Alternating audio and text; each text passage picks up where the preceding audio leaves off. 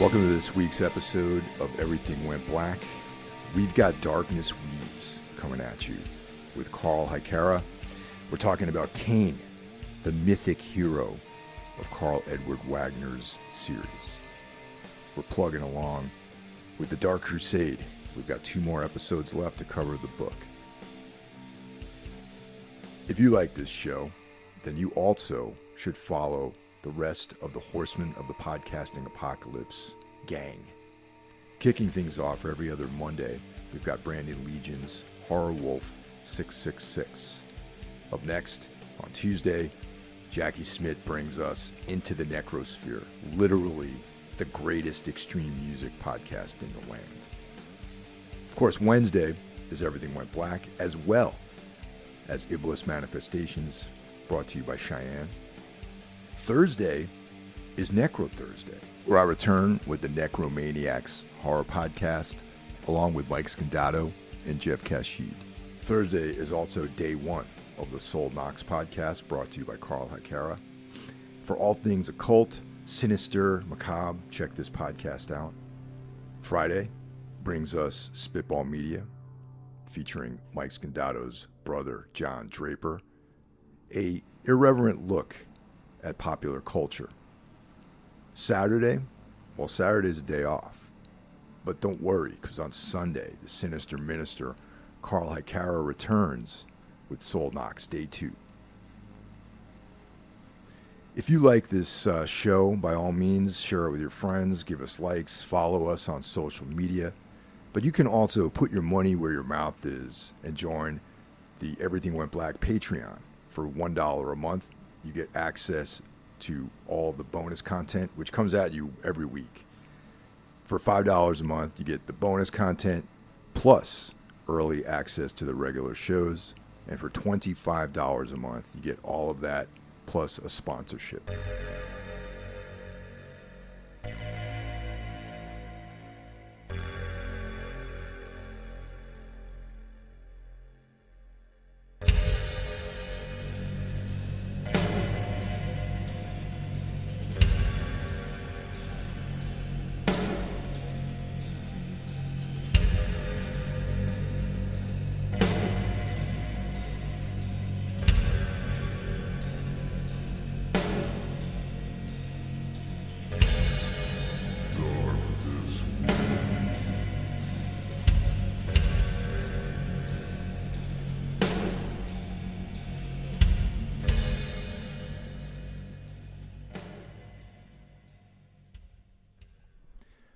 Nucci. Jarvo spun around at the jeering shouts of the children, saw that they only played along the alley. He relaxed, then uneasily glanced about to see if anyone had taken note of his guilty start. Nucci. A whimper, then shrieks of laughter. Nucci. He was an Inuchiri, or Nucci, as current slang had foreshortened it.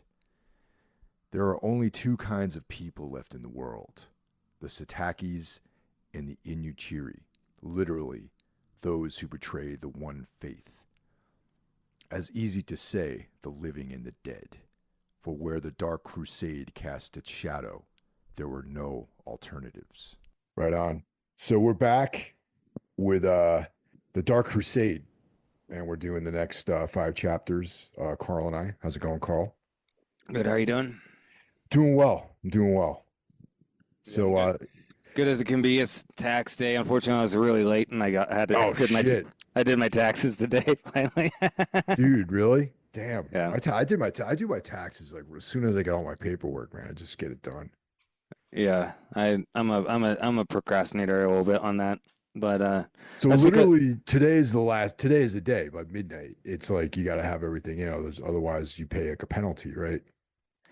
Yeah, or otherwise you have to do like an extension. But yeah, I got mine shit done. I went to H&R Block because I don't feel like next year I might actually be able to do it myself. But because I was doing DoorDash as well, it's kind of more complicated with the 1099 and all that shit. So which is a pain in the ass. Like next year, I pretty much quit doing that. So that next year will be just simple 1040 tax form. So nice. That's good to hear. Yeah, I'm Yeah. like I'm done with that kind of because nah, because that's the downside of doing those kind of jobs is sometimes you might end up owing money because of them and stuff like that. It sucks. Oh, dude, I for years I was like a freelancer. Like when Toombs was touring all the time, a few years ago, I was doing all sorts of stuff to, keep going between being on the road and, doing stuff. And yeah, my taxes were a mess for many years. And now I basically just have one job, so it's a little bit easier. It's definitely a lot easier. People think, oh, I'm gonna go and be a freelancer, work for myself. You're like the downside is that you're gonna be kind of jacked about some stuff, like particularly taxes. Well, dude, when I was doing a lot of production type work and like writing and stuff, and there's like a 30-day term on when they have to pay you. So you might do a gig, and then they have 30 days to pay you. Oh So fuck. it's fucking brutal waiting for that check, man. And it never shows up early. It's always on the last day of that 30-day term. Right. Yeah, that's the upside of actually just working for a job where they take your taxes out, take all your shit out, and you know what I mean? Like Yeah. it's much simpler, to do that as your main job and maybe do some other side stuff, but yeah. There's something sweet about getting that paycheck every 2 weeks, you know what I mean? And not having to wait, till and then calling people and following up and, where's the money you owe me? That kind of stuff is always like a real drag.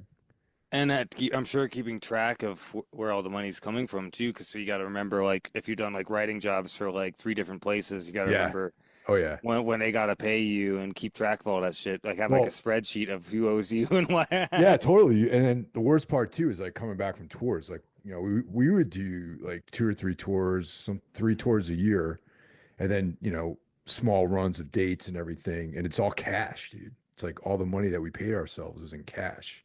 Right. So it's like, you know, you have to account for that. There's no taxes taken out. You got to like really track like all your expenses and keep everything, any kind of deduction that you can use. You got to keep all those receipts. And then at the end of the year, or if you do a quarterly, so for a couple of years, I did it quarterly when I was doing mostly freelance work. You just got to like, otherwise you get hit, you end up owing money and it's just a real pain in the ass. Yeah, it's definitely it's kind of the stuff that like if I was doing a lot of freelance stuff, I might actually hire like an accountant or somebody to Yeah. help keep track of everything. You know what I mean? Yeah, totally. Yeah. So yeah, fun times, man. Taxes. Yeah, it's not. It's like the least fun thing. At least we're able to talk about a good story. So Yeah. Yeah. So we're coming in on chapter 17 in Darkness Weaves, and this is the Children's Hour. yeah, So it starts off kind of grim.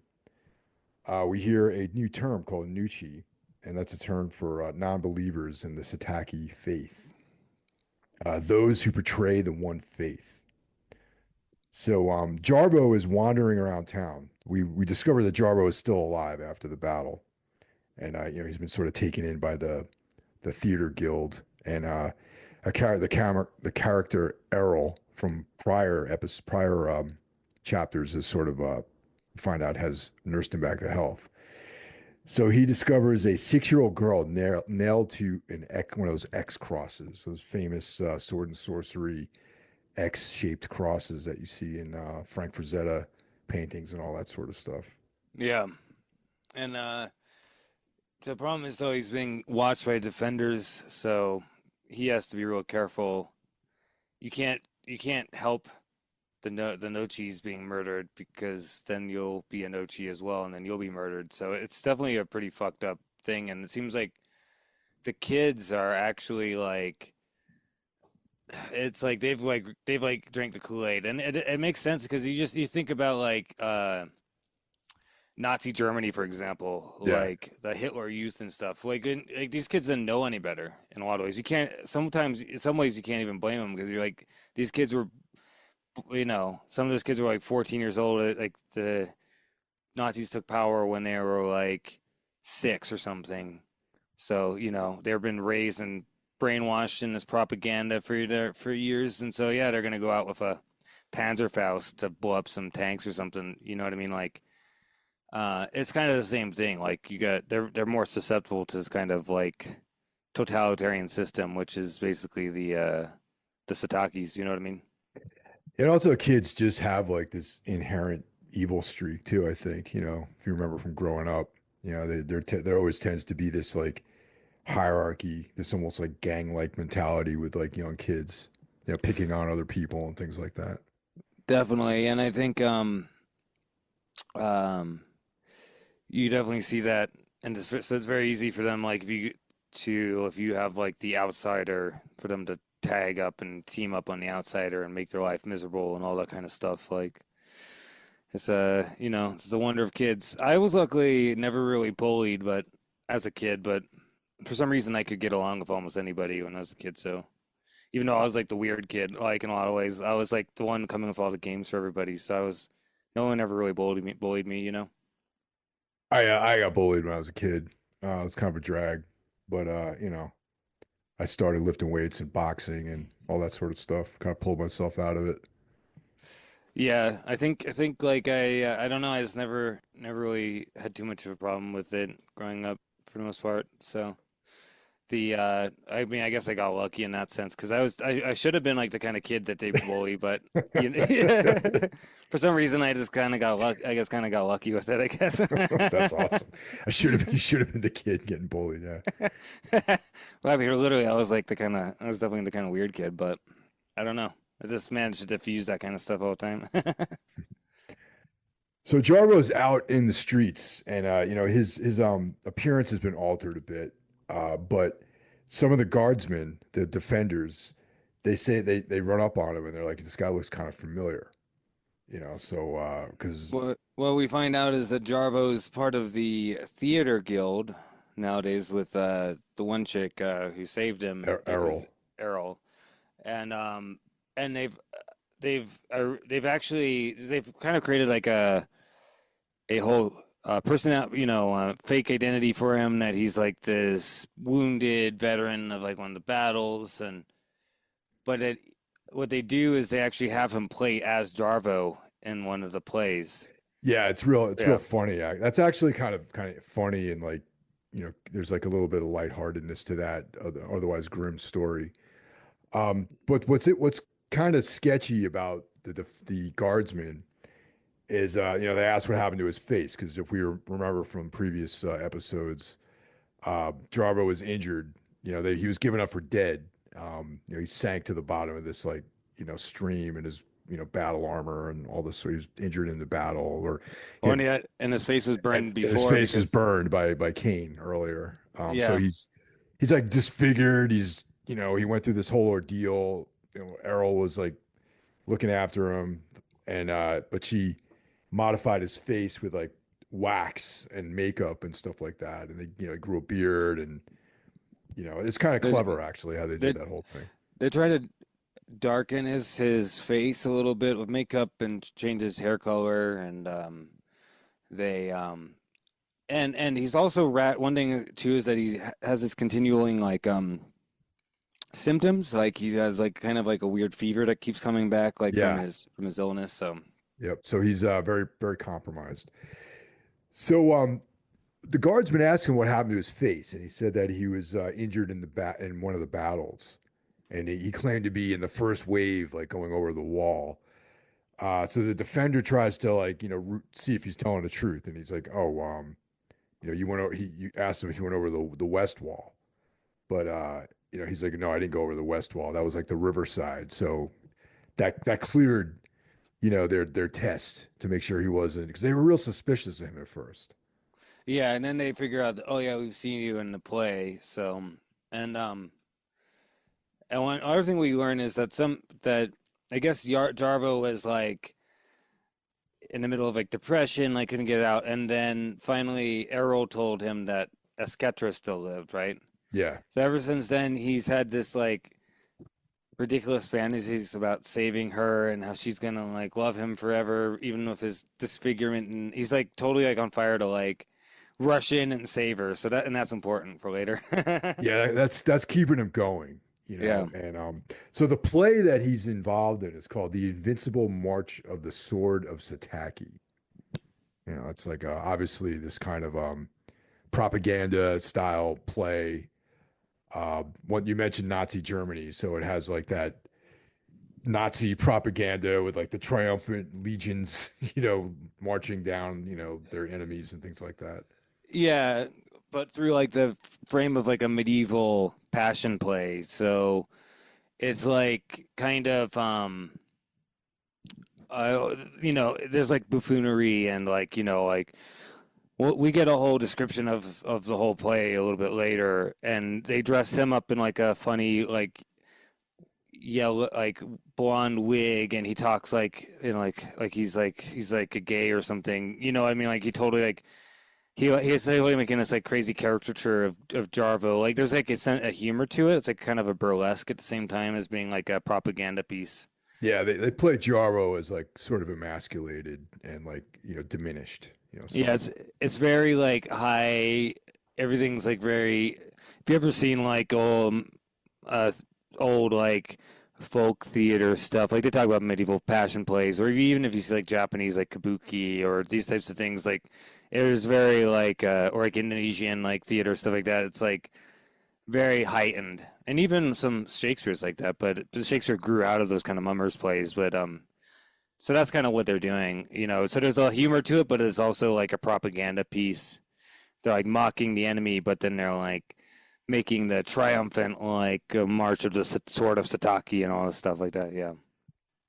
So Errol is actually sort of regrets telling him that Sketcher still lives, because he's, Jarvo's kind of waxing about his great love, and he wants to rescue her, as you mentioned earlier. And he And also kind of he feels like Errol is like, too lowborn to understand these feelings, you know what I mean? Which I thought was kind of funny.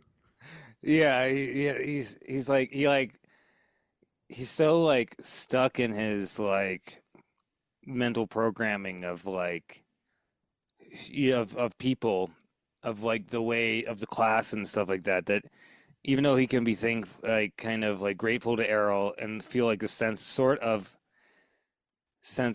he does feel like that he owes her, right? He does Yeah. feel like he has this sense of like, you know I'm trying to think of not pride, but I'm trying to think what the word is, but like he still can't quite think of her quite as a full human being in a way. Yeah, which is like really ironic because like he owes his whole survival to her, you know what I mean? And yeah, and it's just like it's very he just can't get out of that class system, and essentially Jarvo lives to rescue Skettra and to get vengeance on Kane. Those are like the two things that are driving him forward. Yep, those are like the two that as number one and number two things that he needs to do. And the and basically he's being like a bit more like he's really like rearing to go basically, right? Like he wants to go do something now. And I don't remember, is it this is it this chapter where they find out they have to play for Orted and Kane? Or is that later?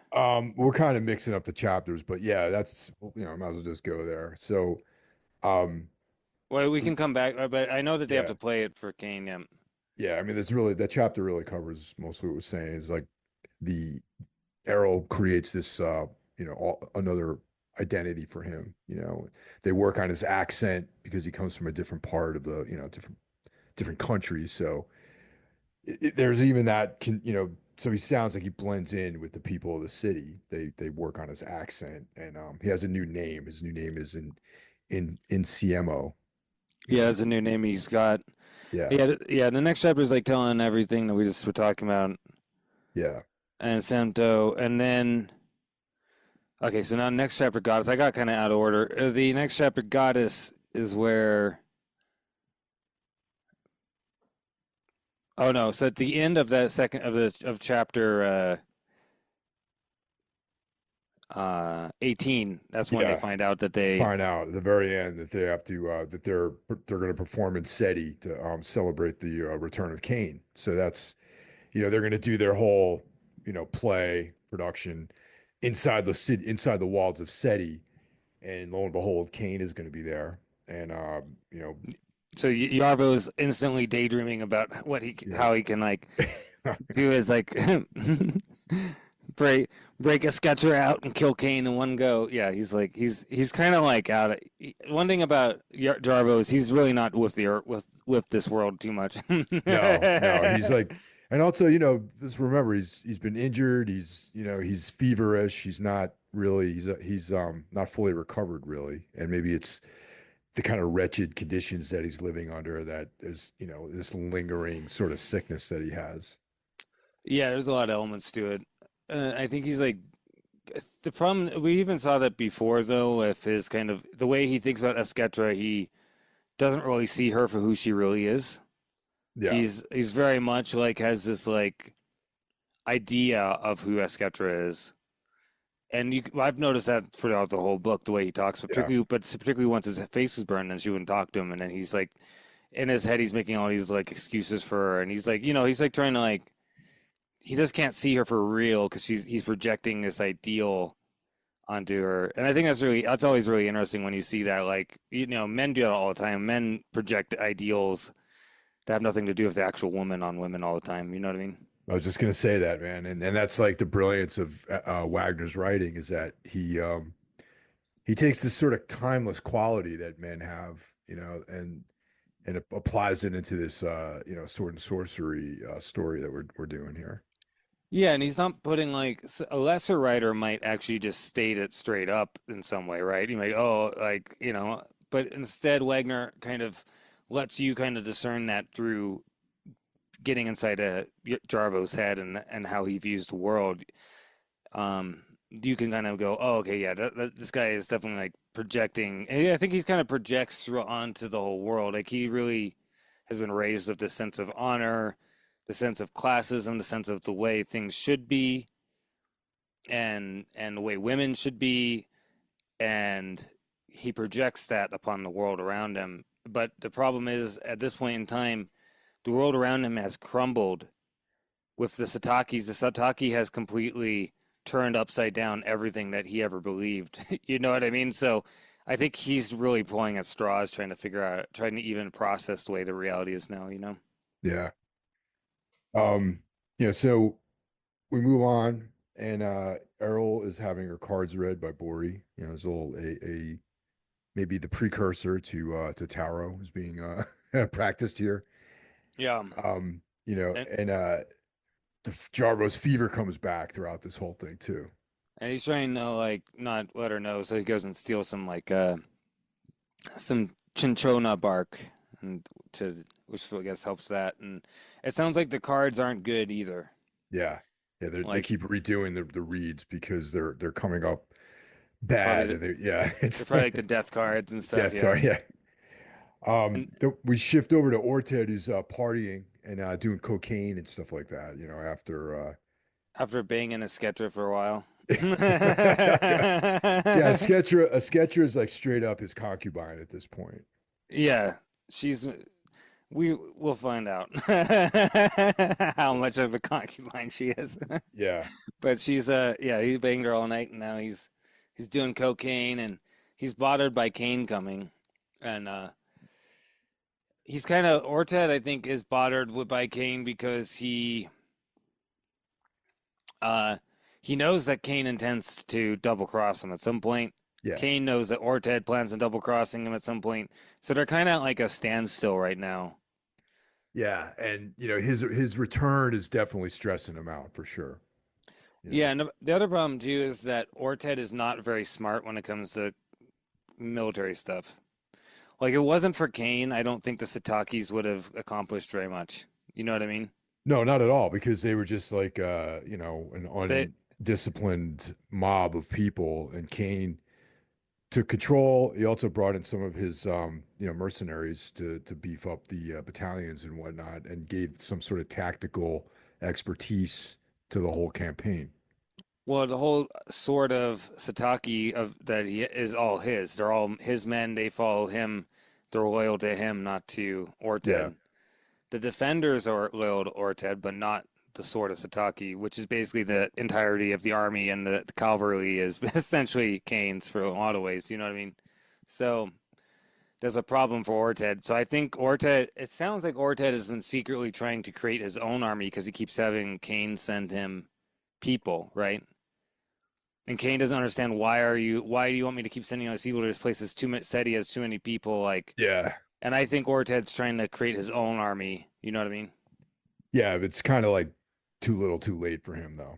You know what I mean? Like he doesn't have the tactical expertise or experience to really match Kane in that department, really. Even if he had the best, warriors in his army, I don't think he would be able to really compete with Kane on that level.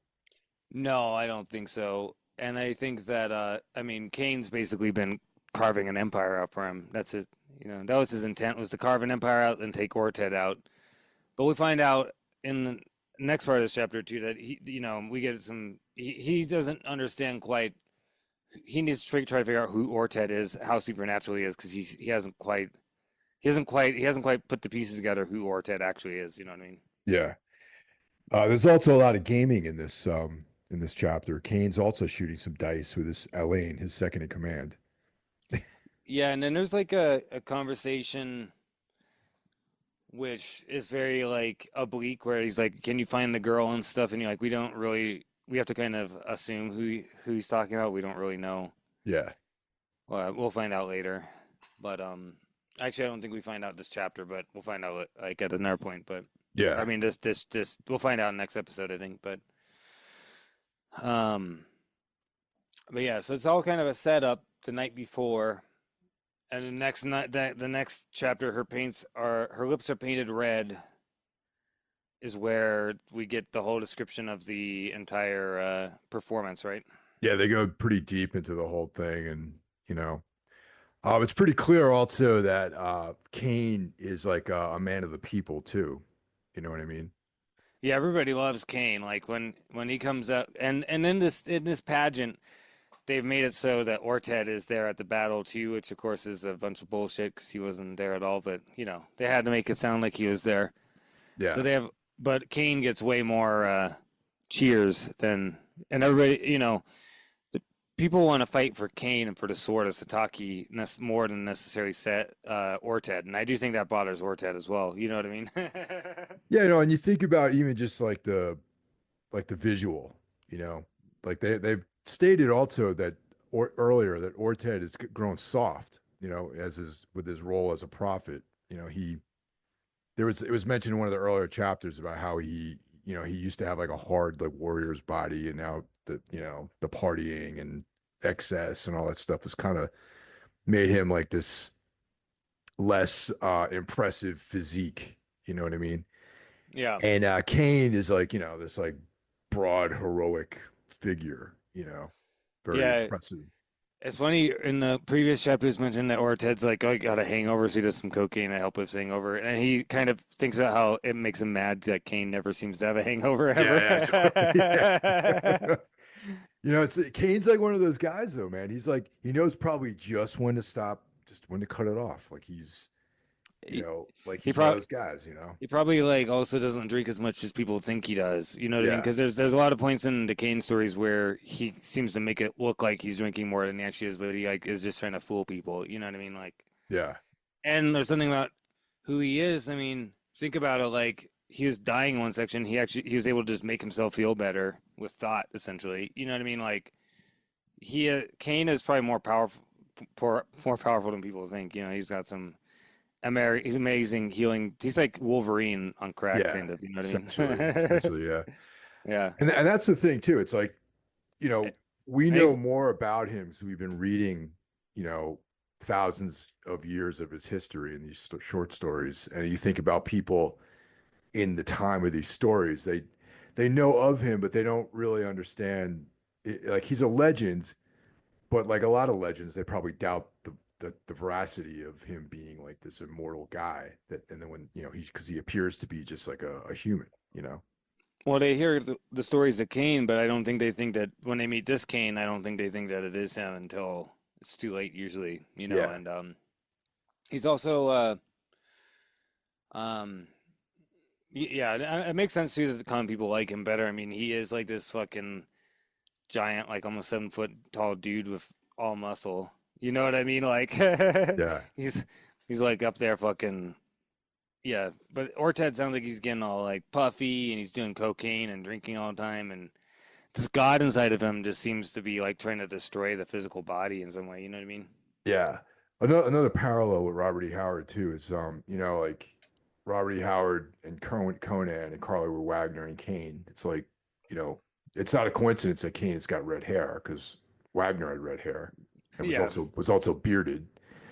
Um, and Robert E. Howard, there's in some of the writing about him, he talks about how Conan was, who he wanted to be. Like that was like there was like the Cole and Conan sort of like dichotomy. That's like Robert E. Howard wrote Conan for the kind of hero that he wanted to be, where Cole was actually more of like the brooding kind of introspective character that he actually was. So yeah, there's a lot of like this kind of like over idealization of yourself in the Kane stories too. But there's also a funny thing about that because Kane is the villain so many times. So it's almost like way Wagner saw himself as the villain in his own Yeah, life. You know what yeah. I Well, yeah, I mean? always got the sense too. I mean, there's that documentary that came out a number of years ago, which the Last Wolf, I think it was called. I have it on. It's only available for purchase. It's not like it's as far as I know, it's not streaming anywhere. So I bought it on Vimeo, and he he is kind of a roguish guy. Like he's like a womanizer, like partied a lot, was kind of he died young actually, because of all that stuff. Yeah, man, he died in like his 50s. I mean, he wasn't that I old at don't even all. think he was 50 when he passed. I think he was like late 40s maybe. Yeah, probably because he's probably like my dad's age. I think he was like boomer, right? So he he died in the 90s. So Yeah. he's probably in his 40s. Yeah, he's probably like Yeah. 47 or something like that, I think. Yeah, like mid to late 40s when he passed. So he passed young, and it was, he just yeah, I think in some ways Wagner did see himself as this kind of anti-hero, you know. Yeah, I think so. I mean, it's too bad though that he did live so hard because he could still be alive today in another Dude, world. You know what I mean? I think about that all the time, especially, in the last like couple of years we've been doing these stories and however long we've been doing it. And, I think about Wagner every month, man. Like every month we do an episode Yeah. and we're reading the stories and we're going through the material and I'm like, man, I feel like I know Karl Edward Wagner, as a result of doing all this. Yeah, I feel like it's just too bad because, some of his contemporaries like Ramsey Campbell and yeah, he's from 1945. He died in 1994, so he was 49. Yeah. Yeah. And some of his Ramsey Campbell and some of George Martin, some of his Yep. other contemporaries. I mean, they're all alive and kicking. There's a bunch of those guys from that. Stephen King, Stevie King, yeah, yeah. Well, like George Martin saw success later in his career too, really. yeah. I mean, George Martin's like career took off like in the 90s, like in his 50s, Yeah. because he did work for doing that Beauty and the Beast show for TV and stuff in the 80s, but his writing career really took off in the 90s with Game of Thrones and and everything. So it's like I think that if Wagner could have kept going, I mean, I think that he could have had a real renaissance in the 90s, I think. You know what I mean? One of the things I think about too is like, he died in the 90s and that was before, all right, George R. R. Martin became massive with the sort of contemporary television that we see on HBO. Yeah, in like the 2010s. Yeah. Yeah. If Wagner could have lived, like continue to write these stories, continue maybe put out a couple more Kane novels. It's conceivable that this character could be something that we could be enjoying as like a HBO style show. You know what I Oh mean? yeah, definitely. I think that after Game of Thrones took off, if Wagner was still alive and still writing Kane stuff, like he probably could have gotten in on doing a Kane TV show, and kind of been part of it like how Martin was, where he was kind of like producer and stuff. You know what I mean? Yeah, because Lord of the Rings came out in what, 2005, I think. They first started the Lord of the Rings It, films, it was 2000, I think. That's 2000. yeah. So yeah, it was shortly after Wagner passed, like Lord of the Rings was made, and then just that was sort of the beginning of epic fantasy returns to the big screen or little screen. It's in this case, and they remade the Conan movies in like 2000, whatever. That new the Jason Momoa version of it came out, which wasn't that great, but It's there's 2011, I think. yeah. So it's too bad that he passed when he did because I think that if he was still alive, he would be a household name in a lot of ways. Well, I definitely think he'd be much better known than he is. I mean, if he kept writing and stuff, if he took advantage of it. I mean, there's always the possibility that he might not have taken advantage. But I think that's possible. I don't know if he was friends with Martin, but it seems like they could have. They seem like they're on the same page. I feel like they probably knew each other or knew about each other. So Yeah, because they're, probably. they're they're writing at the same time. Yeah. But I mean, like I think that there's a very likely possibility that we'd have more Kane novels. Because when did the last Kane novel come out? Let me see. Yeah, I don't, off the top of my head, I don't know that. Uh, Darkness Weaves is the last one, right? Yeah. Yes. 78. Oh, But then Jesus. so he didn't write an Kane novel in the 80s or 90s. It's kind of wild. I think he wrote short stories for Kane, but Yeah, that's interesting. Because I got the chronology all wrong, I guess. Hmm. Okay. what did he read? I thought that, well, I mean, no, I didn't read anything. I was just like going off of like vibes. You know what I mean? And I was thinking that the novels, like he wrote the short stories first and then the novels came. But I guess that's Was not, the case. Let's see. Here's something kind of weird. It didn't. It looks like he kind of stopped writing as much. Yeah, so he did write some stuff in the late 80s. He was definitely not writing as much in the late 80s, just in general, but he had some stuff in the 90s before he died. The 80s was kind of spread out. And let's see, so not Kane, the Book of Kane came out in 85. So most of the Kane stuff came out in the 70s. Hmm. Okay. Interesting. I wonder why he Hmm. didn't really write too much in the 80s. Hmm. That's weird.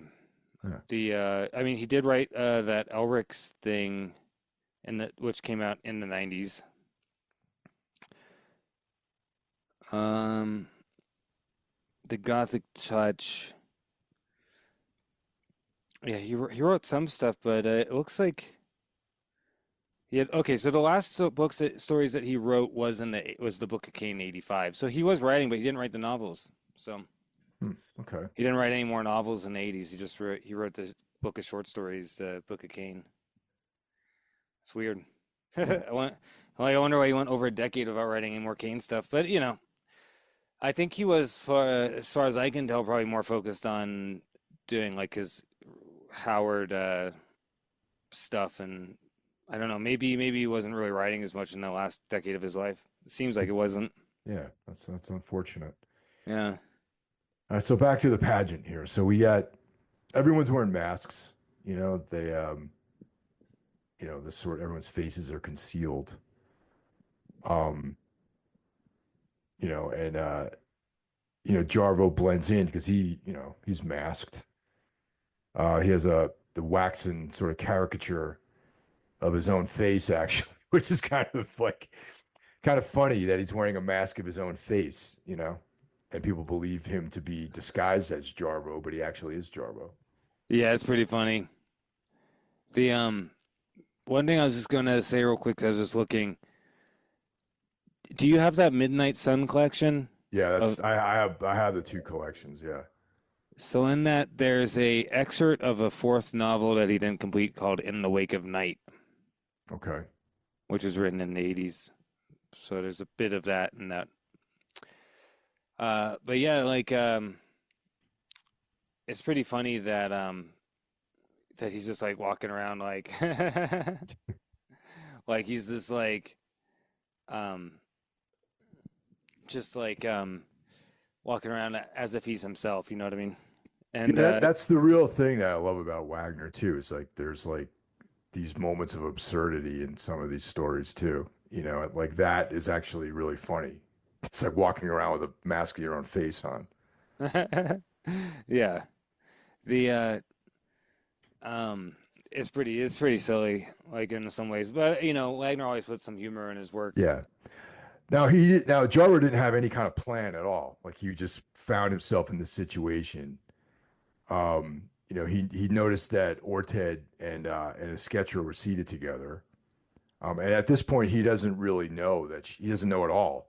I don't think that he knows that she's his concubine. I think he just knows that she's still alive.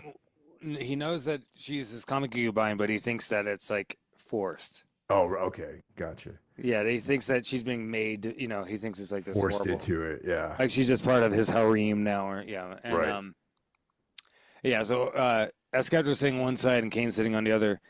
Jarvo's watching them and he's realizing that Kane and Orted seem to be like fighting and Yeah. with each other on the stage. You know, like they weren't even really paying attention to the performance or anything like that, and they're definitely not paying attention to him now. So he's able to kind of stand there and watch them. Yeah.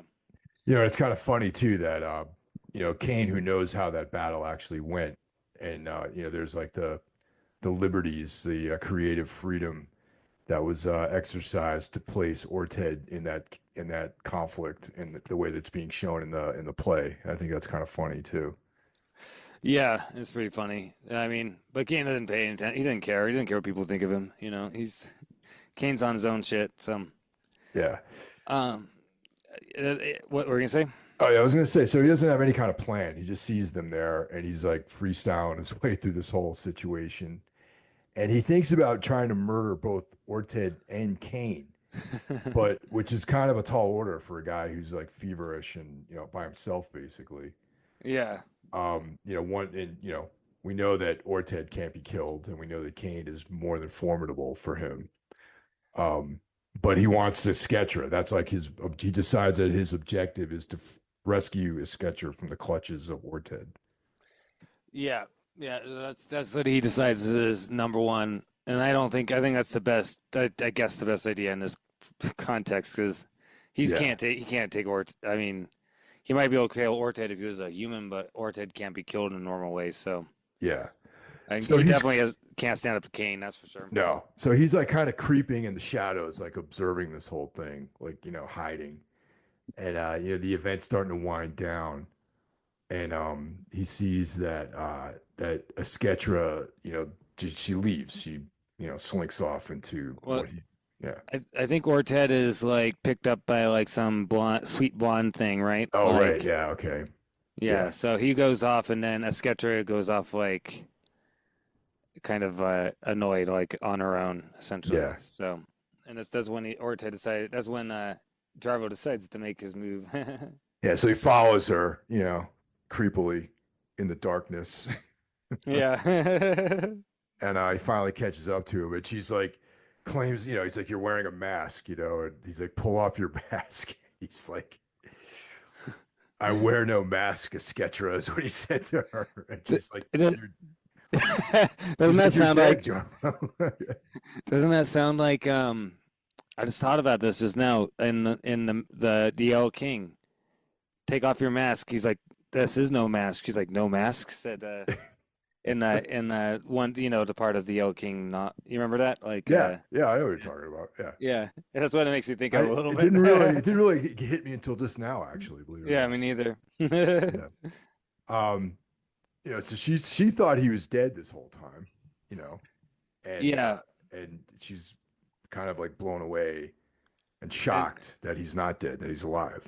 And then, like a dum-dum, Jarvo decides to tells her that, oh, the theater guild has been helping me. Yeah, he lays out the whole thing. He like just comes right out and blows up the spot of the theater. Not only does, he reveal himself, but then he like completely like gives up his allies. Now she knows where everyone, what this whole thing is about.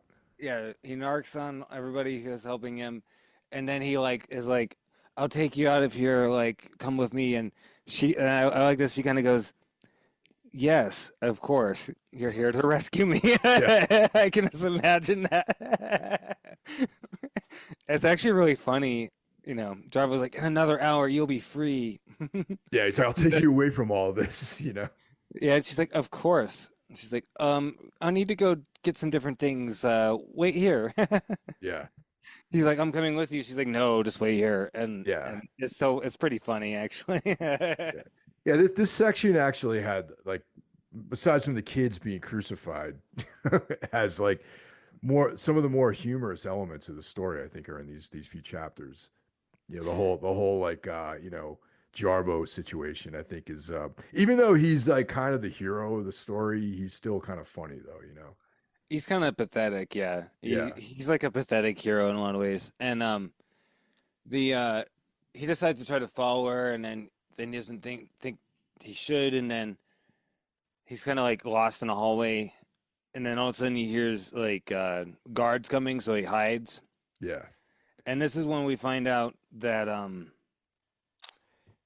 he leaves the doors cracked, and then voices they say, "Keep silent. We'll take him before he can run." And it's Orted. And then Sketcher says, "Oh, the poor fool won't go anywhere. I made him promise not to follow." Okay. So he hears all this stuff, and it's got to add insult to injury. It's the thing that he's been like holding out for is completely like false, and Uh, it's This is what, heartbreaking. yeah, it's like this is what she says. She says, "He said he had help from the theater guild." She laughed.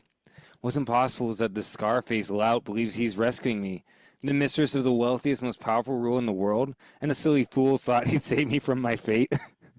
"If we take him alive, you can explain to him the jest," Orted chuckled. Softly now." It's so fucked. And I'm like, I could have called it, though. I think we all could have. I was not surprised in any way. You know what I mean? Yeah, no, it was pretty clear what was going to happen here. And that's interesting. It's just Wagner once again, applying, what could be a very straightforward story. He applies these twists and turns to it, which make it fun and interesting.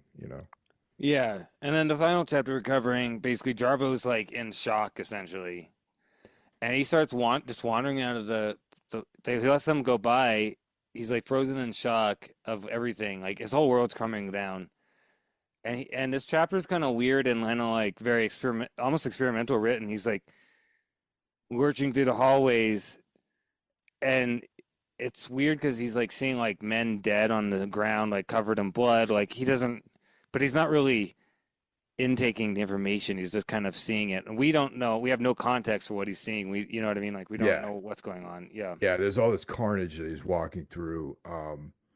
Then he gets to, he finds himself in the near Seti, that where the Tower of Yislisol.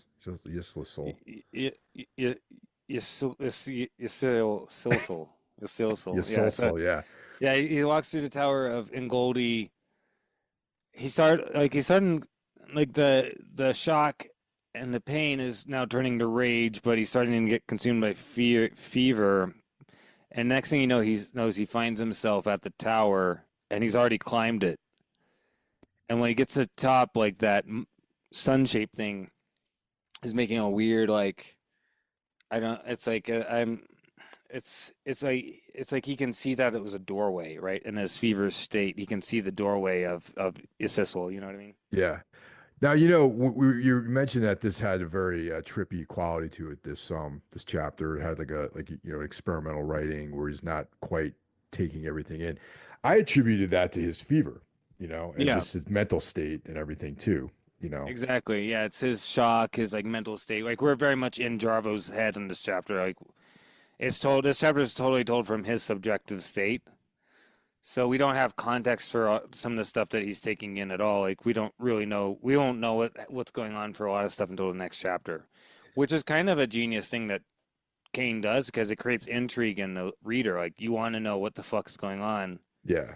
but you want to read. But then you're kind of like also really interested in his own mental state because of the way it's being described is really fascinating. That's one thing about Wagner is that he's a very modern writer. Like out of a lot of he's like very much like modernist in his writing style. That's something I've noticed with of all of his stuff. You know what I mean? Yeah, he doesn't write in that same style. It's like the more pulpy style, say like the Conan stories or.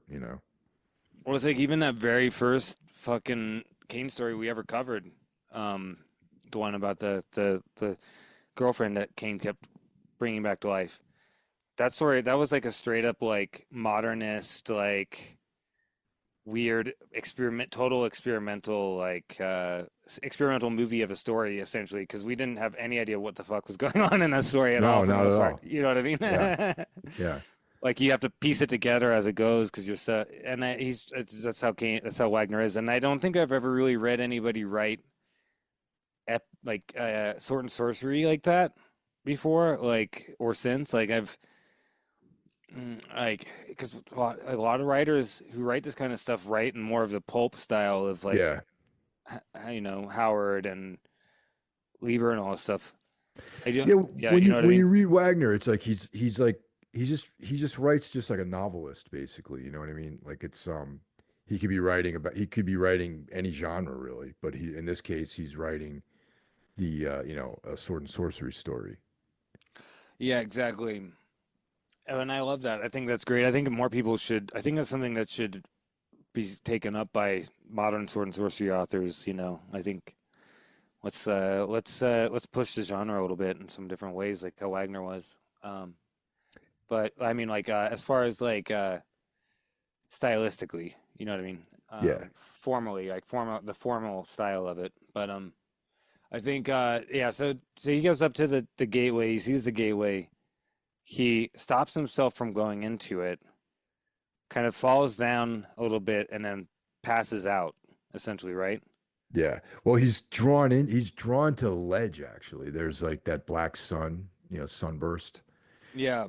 which kind of it's not to be controversial or anything, but it that image in my mind looks like the Schwartz sun, that Nazi symbol. Like, Yeah, well, the symbol that was in the Versberg is actually a yeah, symbol that was before the Nazis, even. right. So, But I mean, yeah, of course, they they stole it adopted it. and Yeah, adopted it, and now nothing can use that symbol, or you get pegged as being like some sort of fascist or nationalist or something like that. yeah, but yeah, that symbol it definitely makes me think of that because it's like the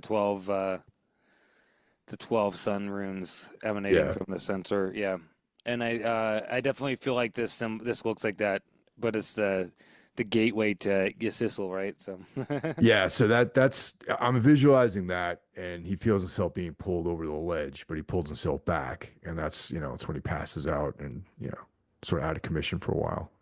yeah, and then when he comes to, the reality comes crashing back on him, and he realizes that he sold out his friends at the theater guild. Yeah, And that's when he's like, "Oh fuck, I gotta get there, and hopefully I get there in time before they." And but when he gets down to the base, that's when he starts remembering all the dead bodies he saw the night yep. before that he wasn't really taking in. And then he sees more. There's more all over the street. All these defenders were all dead, right? So he, um, every once in a while, a cavalryman, but cities of fire. There's a trail of death to the main gates. And he basically figures out that it's because of like Kane and Orted came to a head essentially, right? So Yeah, yeah. he gets like the defender get up and on and so he can go in peace and he runs to the theater guild and unfortunately it's all fucked. Everybody's dead as far as he can tell. Yeah. Yeah, of course, he runs into these kids again, and a little bit of foreshadowing we see earlier. And there's wandering pack of kids, and they say that there was a Nucci hideout, and that's what they referred to the theater guild as. So yeah, we know there was no good came to them. The bad end came to the theater guild. Yeah, it looks like the theater guild's like burned and it's all fucked. And the kids say no one survived. But yeah, we'll find out. We'll We'll find find out more out. about that in next episodes. And Yeah. it's kind of a good way to leave off because now the final kind of confrontation will occur in the next episode. Like, Yeah, we're heading towards the conclusion of the Dark Dark Crusade. Crusade. Yeah. the conclusion of the Dark Crusade, and yeah, this is definitely the next few chapters are a lot of things come to a head. The story's resolved. We see like the final fate of a lot of these characters. Yeah. The did you know? Did we talk about this when we did this? The River of Night's Dreaming was adapted for that TV series, The Hunger, that David Bowie hosted. No, you know why? Because I didn't even know David Bowie hosted a TV series called The Hunger. Yeah, it was only for 2 seasons. Terrence Stamp did the first season. David Bowie did the second. I knew about the show, but I never watched it. It was a sci-fi show or something. I had no idea it even existed. Is it like a horror anthology or? Yeah, it's a horror anthology. They did The Swords by Aikman, but apparently it's not a very good adaptation. But that was directed by Tony Scott. Um, they've done. Let's see. So this show had Robert Aikman story, F. Paul Wilson story, Brian Lumley story. Oh wow. Um, and then when did this? Trying to see when David J. Shaw wrote. I'm trying to see when this Robert Bloch story. Okay, Karl Edward Wagner. So it was um episode 16 of the show. It was actually made. Yeah, it was season 1, episode 16, adaptation of River of Night's Dreaming. So Damn. Might be worth yeah, checking out for sure. yeah, and I had no idea that existed. So it's kind of interesting. I mean, it's interesting. It's interesting that they're picking like stuff like that. I wonder if you can even find it. I'll have to look it up. Yeah, It it's got was to be on like maybe Prime or maybe even if it's like a rental or something like that. It might be okay, so interesting. it was on Showtime. Oh, so it's got to be on Paramount then, maybe. Maybe, yeah, if it's still up, let me look. Um, it's cool how like there's like that's one thing I always loved about Night Gallery too. Like Night Gallery did like all these kind of cool writers. You know what I mean? Yeah, Yeah, I was yeah, just Richard Matheson did a bunch of stuff on for all that. yeah, but Oh they did shit, adaptations, all kinds of stories. The Hunger. Is it on that? Is it on there? All right, you can get Blu-rays, but I'm looking to see if it's streaming anywhere. I'm checking Showtime. It doesn't look like it's on the Showtime app or the Paramount app. Huh. Damn, I had no idea this even existed. Yeah, neither did I. It's obviously the name of it is the it's based it's the movie The Hunker, right? The first episode was directed by Tony Scott. Like Yeah. it's like, but it's all supposed to be like kind of erotically charged, like horror stories, essentially. Oh yeah, River of Night Streaming is definitely an erotically charged story. Yeah, so it makes Yeah. sense that they did that one. So I definitely want to check it out. I don't know where you can watch it. You might have to buy DVDs or something. I heard that yeah, like I don't know if the adaptation's good. I know that the Swords adaptation I heard wasn't that great because on Strange Studies, Strange Stories, they covered the Swords recently, a couple like the week before last on there, and they talked about that adaptation. So of the Swords, and they said it was okay, but they changed a lot of it. It's not quite the same as the original Aikman story, which is real fucked. I don't know. Have you ever read that story? No, I haven't actually. I mean, Oh, I dude, know Aikman, but I haven't read that story though. it's pretty. It's in the Cold Hand of Mine Okay. collection. It's the I first don't, I story don't in have that. that one. It'll make you feel some feelings, that's for sure. It made me feel real Really? gross, real like uncomfortable after reading Okay. Right on, dude. it. It's hard to describe exactly, but it makes you just, particularly as a man, I think it really makes you. There's something about it that makes you feel like just icky, kind of, without being like, but in like that subtle way, Aikman way. It doesn't make you feel gross. It's Yeah. not a gross out story. It just makes you feel kind of like, ugh. Huh. Okay. Yeah, it's good. It's a really good story. I really like it. It's kind of disturbing in like a real subtle Lynchian Yeah. kind of way, you know. I'm finishing up. I actually had a jump off of Apartment 16 that the Adam Neville novel that I was reading because I had to read the Kane stuff, and there's a couple other things I had to read for different stuff. Yeah. So I still have like 100 pages left. I mean, the book's it's almost 500 pages long, so I am mostly done with it right now. But the that it's one of his early novels, and it's interesting with Neville. Who anyone out there knows how much I love Robert Aickman, Adam Neville's work. Yeah. But his early novels, I feel like were like his last couple of novels are like under 300 pages long. Yeah, they're pretty tight. Yeah. And I feel like there was like an editorial decision made at some point because like Apartment 16 is like close to 500. The Ritual was fairly long. Yeah, it's like Probably 450 or about something. yeah, Yeah. probably like just under 500. I feel like The Reddening was another one that was like 400 pages maybe. Yeah, it's about as long as the ritual, I think. Yeah. And then his last few were under 300 pages long. Yeah, a And little bit tighter, I think. Yeah. and like I as much as I like reading his stuff, those early novels are a little long-winded, I gotta say. Yeah, I kind of felt like that with the ritual, particularly the second half of it. I felt like it was starting to overstay its welcome a little bit. You know what I mean? Yeah, Like, yeah, yeah. yeah. Yeah, The because like and specifically with Apartment 16, and I think this is like his second novel. So it's, part of that development process, I think, where it didn't really it took like 100 pages to even get to like what the story was about, really.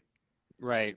Yeah. And if that was in the context of his more recent novels, that would have been halfway through the book, really. Yeah. It's interesting because he's kind of having the opposite development of like Stephen King.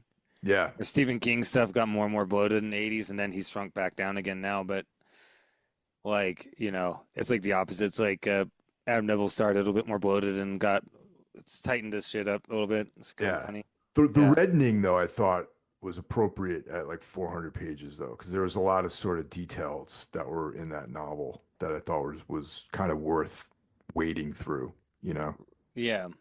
I read that one, but it's been a few years. So Yeah.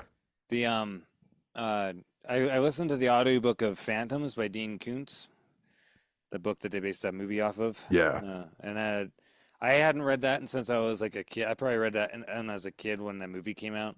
Like I was like what 11, 12 when the movie I was 10 when the movie came out. So I probably read it around then. I was like 10, 11 years old. And it's a pretty good book. I mean, rereading it, I was like, oh, this is still pretty good. It's very Lovecraftian. Yeah. Yeah. I know the movie. Yeah. Yeah. I haven't It's never read the book though.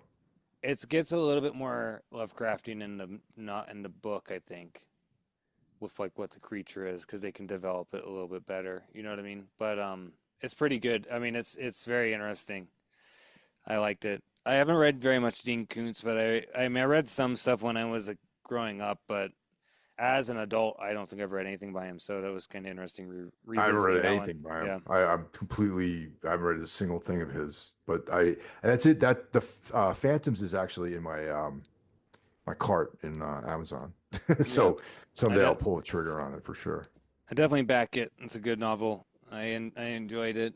I think I'm gonna read more of his stuff. I have like an old hardcover that has like three of his novels in it, which included Phantoms, but it has two others, so I might give them a shot at some point.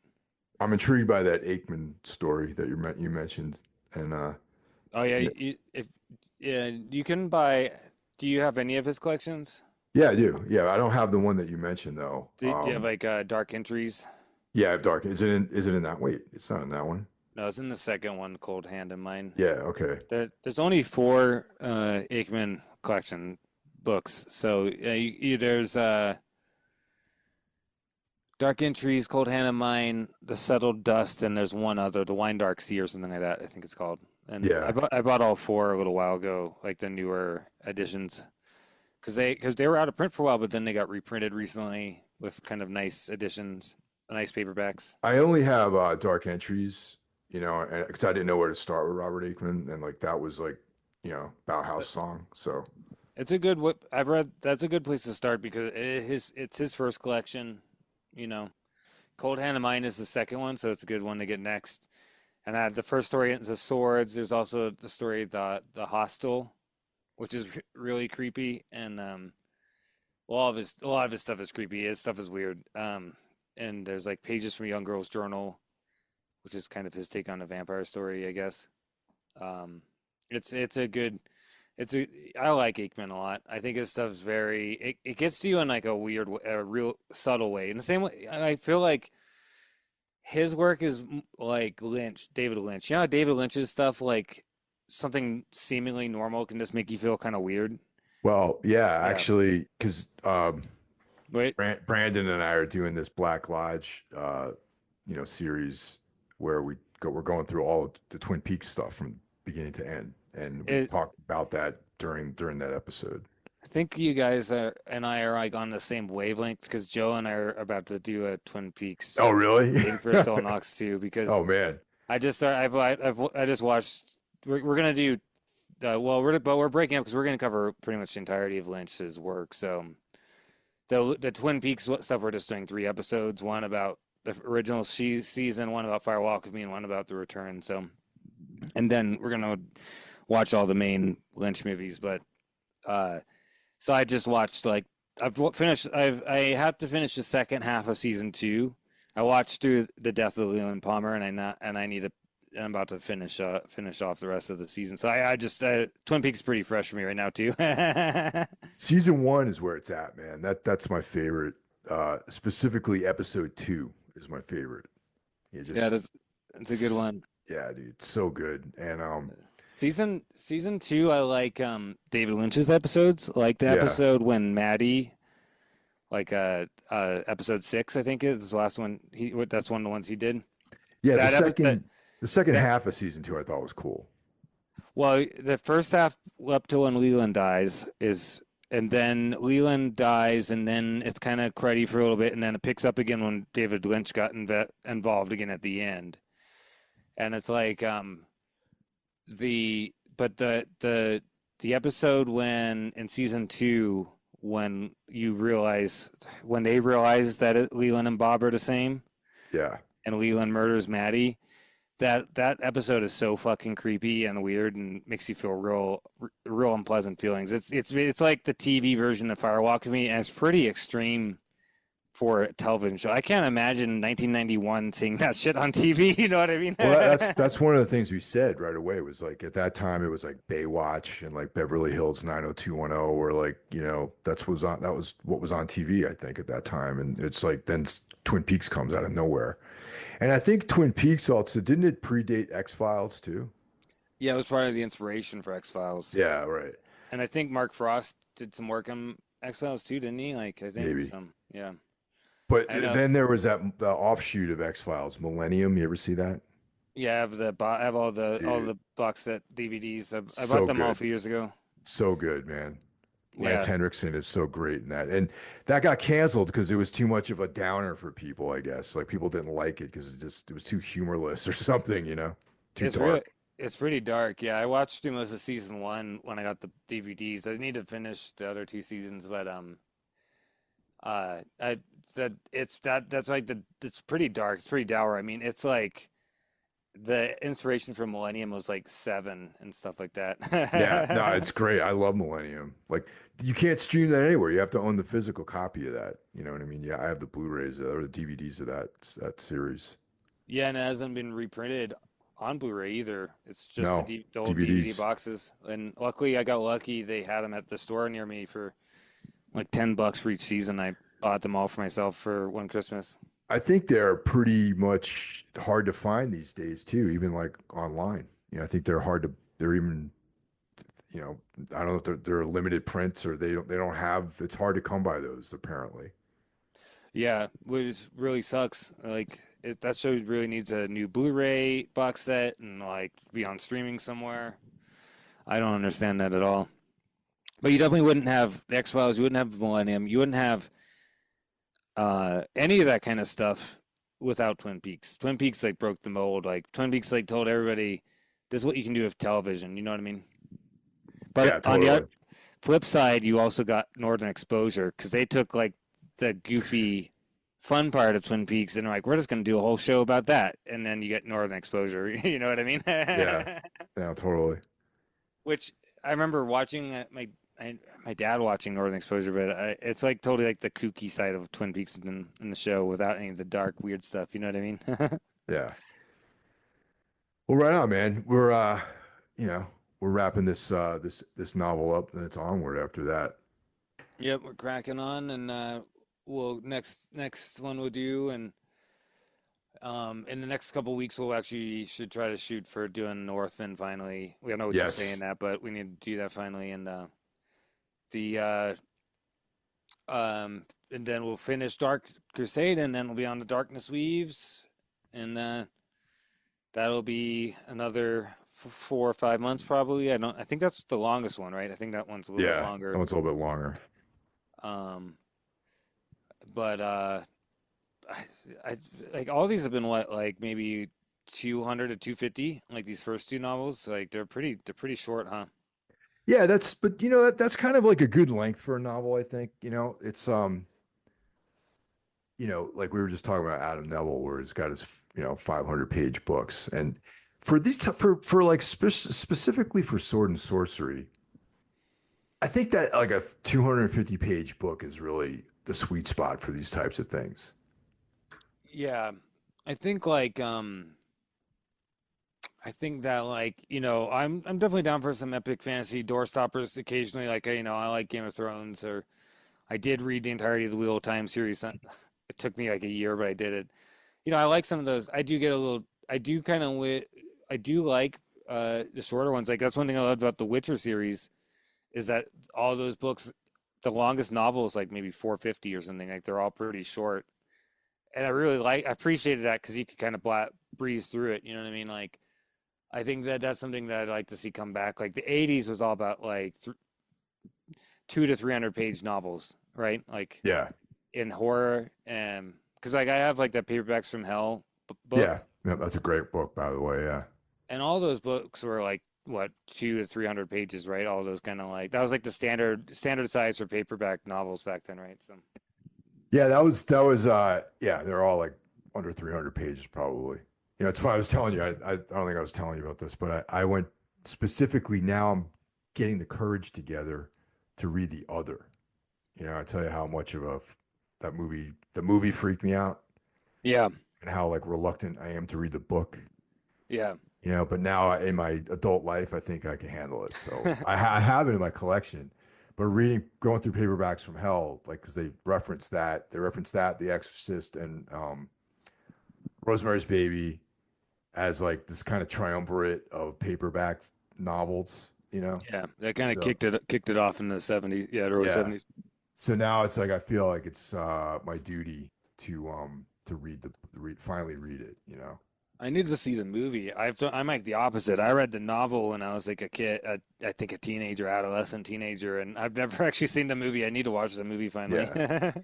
I mean, I got it for me. It's like, I mean, anyone out there who watches the movie, you're probably going to be like, Hill is a lightweight if this, like freaked him out. But when I saw the movie, I was probably similar to The Exorcist. Like I saw that when my family at a drive-in. You know what I mean? So I probably was too young to watch the other too. You know what I mean? It didn't. You're probably like what, like a little kid. It was Yeah. on TV or something. Like Yeah, it was on TV. I yeah, found myself like that's kind of funny though, because like back there was three channels when I was growing up that had horror films on them. There was Channel 5, Channel 9, Channel 11. It was like WPIX, WOR, and I forgot what to call what it was WPIX, WOR, and then there was like another channel, 5, I think was something. But they would have like Chiller Theater, they'd have like, horror films. There'd be in the afternoon they had horror movies. They would play the Hammer horror films too. right. Yeah, like that's something they did in the East Coast, right? They played the Hammer movies in the afternoon. I've heard a lot of people mention that. You got into Yeah. that. Yeah. And the other, I think, was one of these movies I just watched in the afternoon, man, by myself. And I was like completely freaked out by it, you I know? know that there's a lot of those kind of like I know um what's his name from Deceased talks about seeing Let's Scare Jessica to Death like that because Yeah. he's like older. He's He's from Pennsylvania, I think. Yeah. yeah, he grew up in like the seven. I think he's a little older than you maybe, but he's around the same. Yeah, I remember listening to an interview with him where he's talking about seeing Let's Scare Jessica to Death on TV in the middle of the afternoon or some shit, and it's scaring the shit out of him. Oh yeah, totally, dude. And then, I can name a couple of things that got under my skin as a kid. That movie, the other. Children Shouldn't Play with Dead Things. That's a great movie. I love that movie. And that's what's his name? He did Clark. Black the he did like Black Christmas and Yeah, that was his first Christmas film. Story. That was Yeah. his first film.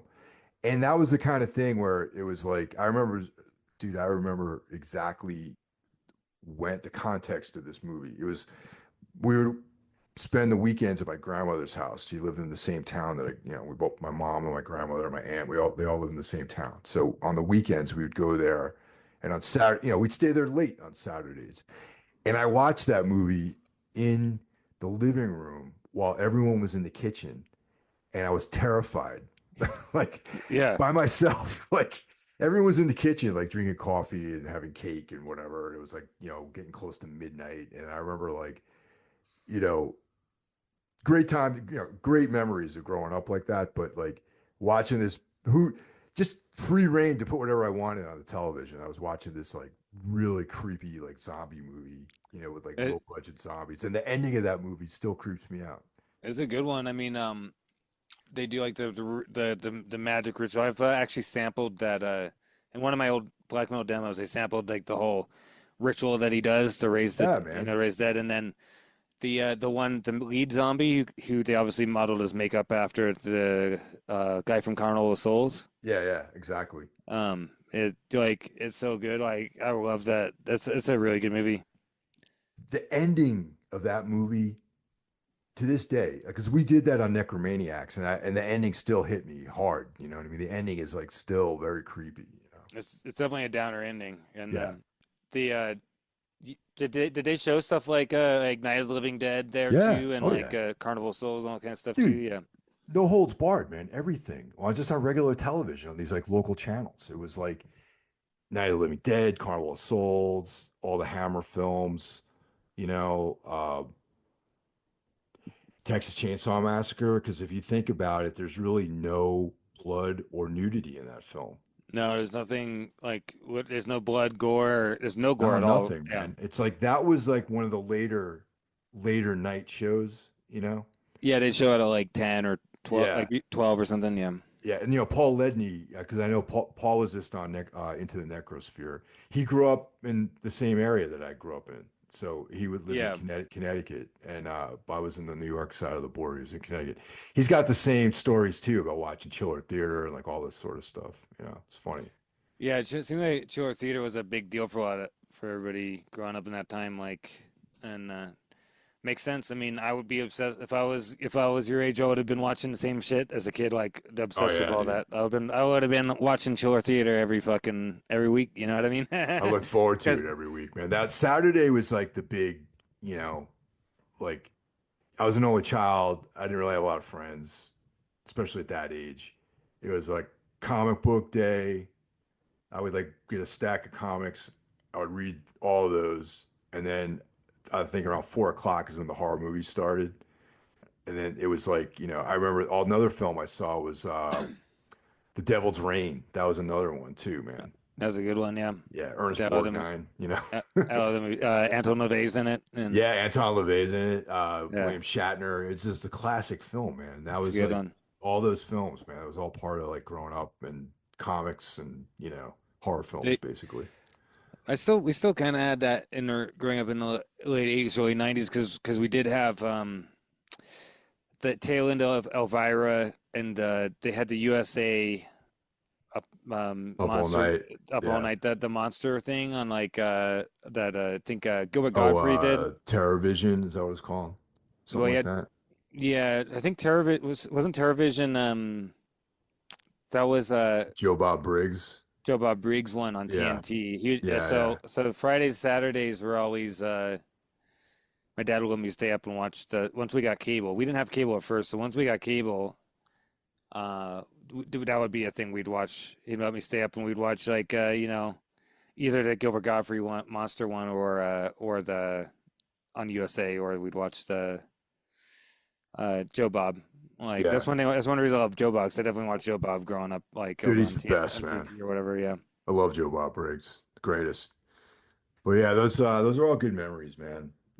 And it's like there's something cool about not having things at your disposal all the time, you know?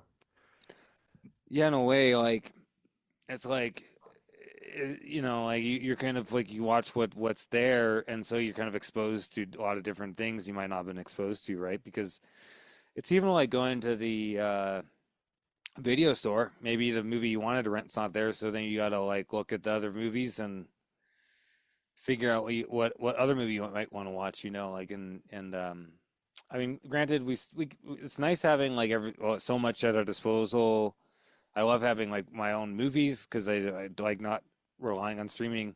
Yeah. But I do kind of miss like the days of like just being able to watch TV, watch like the chill or theater type of thing, like watching like that kind of like whatever horror movies on TV and just seeing what it is, and you never know. Yeah, and like they used to have the TV guide back then, which is like, you would look in there and see, oh, what's on, Chiller Theater, it's like Yeah, you 11 could. o'clock or whatever, channel 5, whatever channel, I remember 9, I think it was on.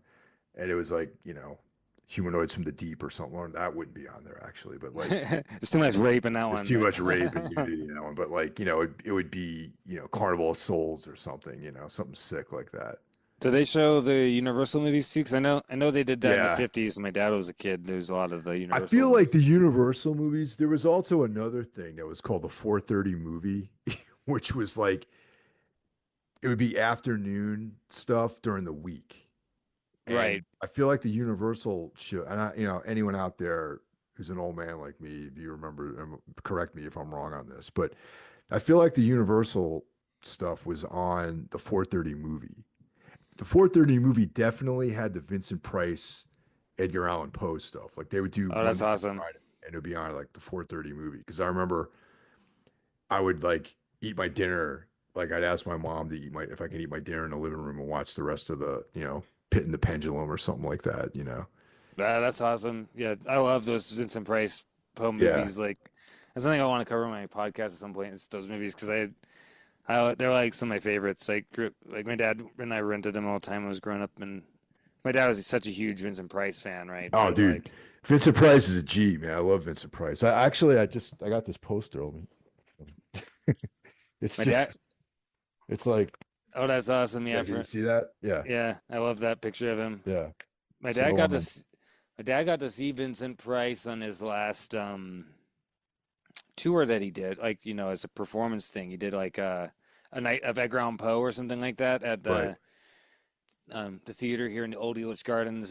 They had like an old like theater from the 1800s, which is still there, but Vincent Price, like before he died, I think a few years. It was like in the 80s because he kind of like retired at some point, Yeah, and then early 80s because I think the only thing he was really in was like Edward Scissorhands or something. But before he retired, he did like a final like one man tour where he was like performing like Edgar Allan Poe stories and stuff dude. like that. And it was like a night with Price. It's kind of like that. I have a double DVD that's got Tomb of the Legia and a Night of Edgar Allan Poe, where it's the filmed version of the routine that Price would do. I gotta get my hands on that. And Definitely. yeah, I got that a little while back. Um, my dad saw that like live at the last time he ever did it and got a signature from him and stuff like that I got somewhere. That's killer. That's so Yeah. cool. Yeah. All right, man. Well, that was a good episode. And Oh yeah. thanks for listening, everyone. And we'll Yeah, talk to thank you you. guys soon. We'll talk to you later.